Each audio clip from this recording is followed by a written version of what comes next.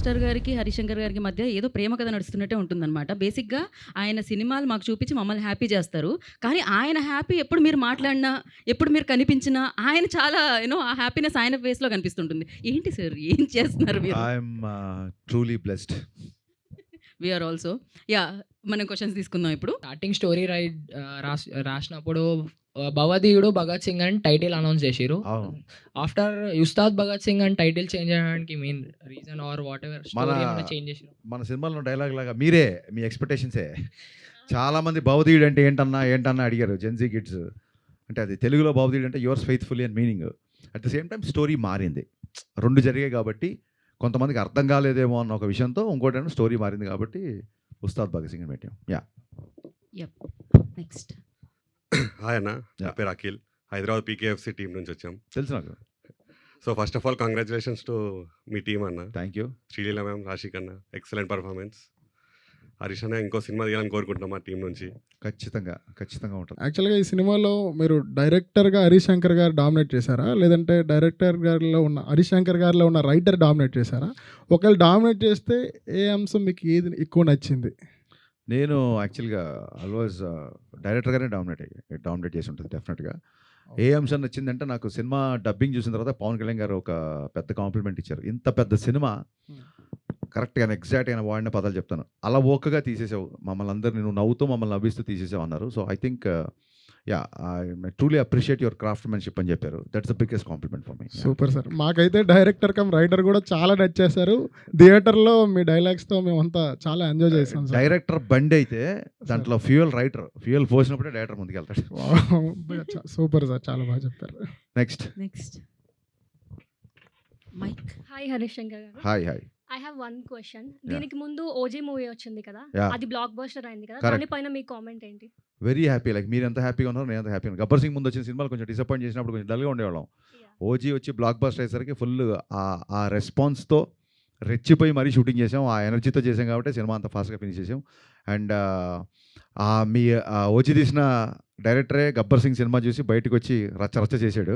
అందుకే నేను శ్రీరాములు థియేటర్కి వెళ్ళి మళ్ళీ I gave the same tribute to Sujeeth and I'm very happy about it.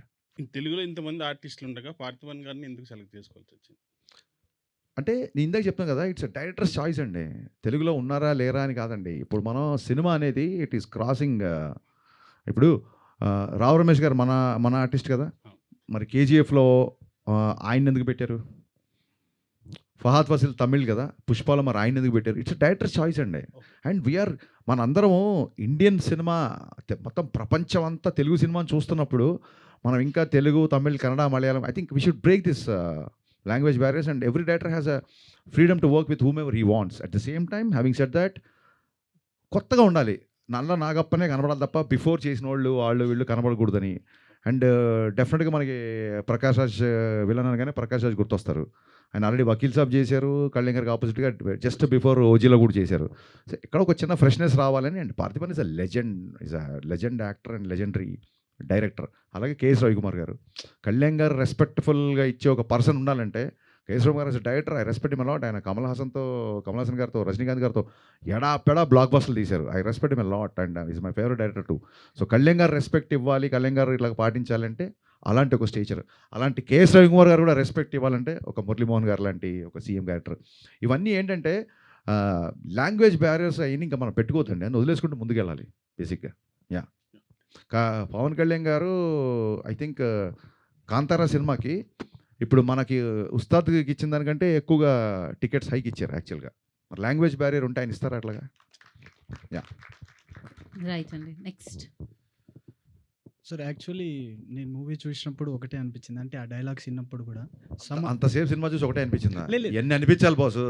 కాదు అంటే నర్వస్లో అలా మాట్లాడుతున్నాం, కానీ some of the dialogues which resembles him in the present situation also, in real life also. మీరు మూవీ చూసాక డిడ్ యూ ఫెల్ట్ లైక్ ఇది real లైఫ్లో dialogue రాస్తున్నా, or else you feel like అలా చేశాకే మీరు డైలాగ్ రాశారా, లేకపోతే మీరు అనుకోని ఆ డైలాగ్ రాశాక? ఇట్స్ వైస్ వర్సా అండి. ఫ్యూ డైలాగ్స్ అనిపిస్తాయి, ఫ్యూ డైలాగ్స్ బికాస్ ఒకటే dialogue that which into my to heart, అది ఏంటంటే అభివృద్ధి పేరుతో నా నోరు నొక్కేయటం మీకు అలవాటే కదా అంటారు. అంటే అదే కొన్నిసార్లు అలా రాసేసిన తర్వాత అనిపించింది. బట్ ఫ్యాన్స్ డైలాగ్ మట్టుకు నాకు ఖచ్చితంగా అనిపించింది.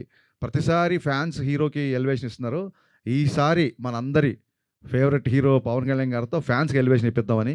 ఎంతమంది ఉంటారో తెలుసా, లెక్క పెట్టడానికి జన్మ సరిపోదు, లేపడం సంగతి తర్వాత. అది మీ అందరి ఇన్స్పిరేషన్తో వచ్చిన డైలాగ్ అది. Thank you sir. Hi sir, Pavan. ఈ పేరు కూడా పవనేనా? Sir biggest fan Varun Tej గారికి. మళ్ళీ గద్దలకొండ గణేష్ లాంటి కంబ్యాక్ వరుణ్ తేజ్ గారితో ఏమైనా ప్లాన్ ఉందా? ఉంది. ఎప్పుడు వస్తుంది? వెయిటింగ్, ఈగర్గా వెయిట్ చేస్తున్నాం as a true Varun Tej గారి ఫ్యాన్ లాగా. డెఫినెట్గా ఎప్పుడు వస్తుందో ఫస్ట్ అప్డేట్ నీతోనే స్టార్ట్ చేస్తాను. నీకే. Thank you sir. అమ్ము గారికి, your biggest weakness as an actress and what you have done to overcome it? I think being sensitive towards things, because konisalu whether while performing or scene, I tend to take it back Bobby. home. So it's a strength and a weakness, I feel. Anna, Ah, this is Shivateja, Shivateja. diehard Raviteja fan. Okay. మీ శివతేజ నుంచి fan of Raviteja. Okay. మీ నుంచి చాలా రోజుల నుంచి expect చేస్తున్నా. రవితేజకు పవన్ కళ్యాణ్కి మీరు ఎంత బిగ్ ఫ్యానో, శివుడి దగ్గరికి వెళ్ళాలంటే ఫస్ట్ నందిని దాటి వెళ్ళాలి. మీ దగ్గరికి రావాలంటే, అదే పవన్ కళ్యాణ్ రవితేజ దగ్గరికి రావాలంటే మిమ్మల్ని దాటి వెళ్ళాలి. సో ఇప్పుడు నేను ఎక్స్పెక్ట్ చేస్తున్న ఏంటంటే, మిరపకాయ సినిమా అంత పెద్ద హిట్ ఇచ్చారు కదా, పవన్ కళ్యాణ్ గబ్బర్ సింగ్ హిట్ ఇచ్చారు కదా, మళ్ళీ ఉస్తాద్ భగత్ సింగ్ పవన్ కళ్యాణ్కి ఇచ్చారు. మా అన్న కోసం వెయిటింగ్. మళ్ళీ రవితేజకి ఎప్పుడు బ్లాక్ బస్టర్ ఇస్తారు మిరపకాయ లాంటిది? మా అన్న కాదు, మన అన్న.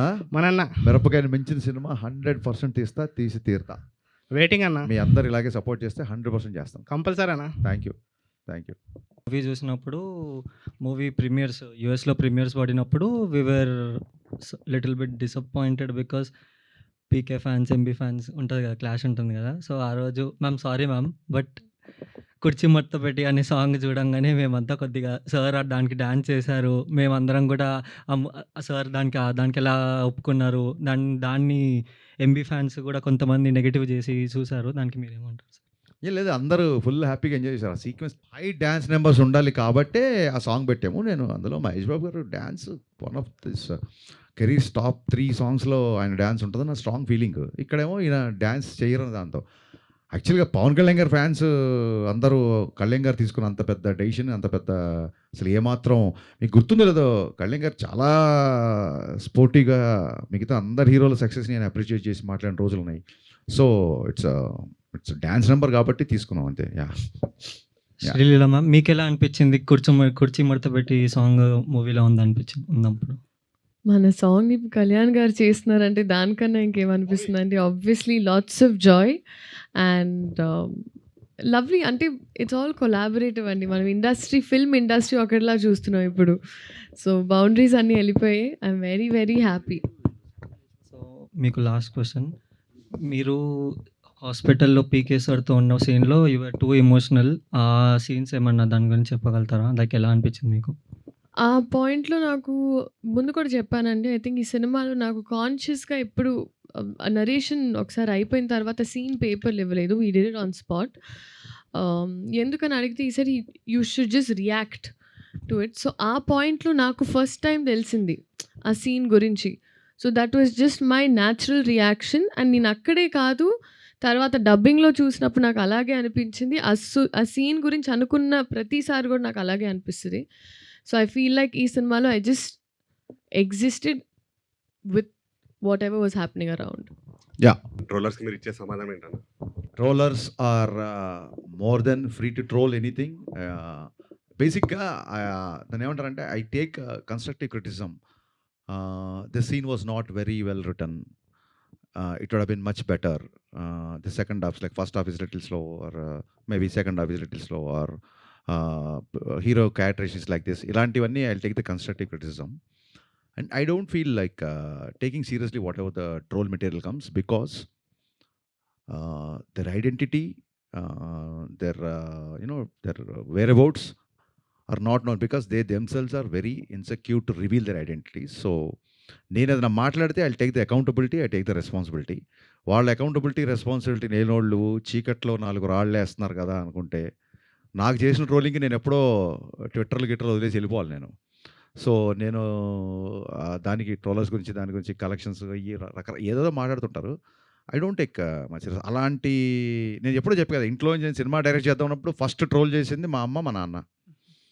నీ ఫేస్కి డైరెక్షన్ అని చెప్పి అప్పుడే ట్రోల్ చేశారు. ఇవన్నీ కొత్త ఏం కాదు.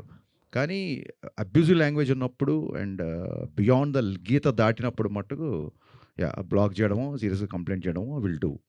ఇంత పెద్ద సినిమా, ఇన్ని యాక్షన్ సీక్వెన్సెస్, 2 సాంగ్స్, డ్యాన్స్, ఇన్ని డైలాగ్స్, వీళ్ళంతా కాన్ఫ్రంటేషన్ ఇవన్నీ చేసి లాస్ట్ మినిట్లో మ్యూజిక్ డైరెక్టర్ మారినప్పుడు మళ్ళీ మ్యూజిక్ డైరెక్టర్ని బ్యాక్గ్రౌండ్ స్కోర్కి తమ్మన్ని తీసుకొని మళ్ళీ ఒక రకంగా దాన్ని ఏమంటారు ప్రీపోన్ అయినప్పుడు మళ్ళీ 19th అంటే 19th కంటే 16th మేము కాపీ చేయడం, ఇన్ని ఆడ్స్ మధ్య ఈ సినిమాని మీరు అందరూ చూసేలాగా చేయించడమే నా పెద్ద సక్సెస్ నేను ఫీల్ అవుతున్నా. I'm totally happy with my output and people are embracing, people are loving and I did it more than I can do. Thank you.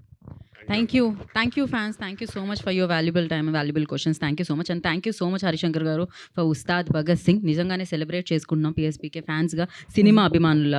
So డెఫినెట్గా సినిమా అందరూ చూసారు, మళ్ళీ వెళ్ళి చూడండి. డెఫినెట్గా దాంట్లో ఉన్న ఆ ఫీల్, లైక్ ఆ డైలాగ్స్ కానీ, ఆ డాన్స్ కానీ, ఆ వింటేజ్ లుక్ కానీ అన్నిటిని మనం సెలబ్రేట్ చేస్తాం. For more videos like this, subscribe Big TV channel.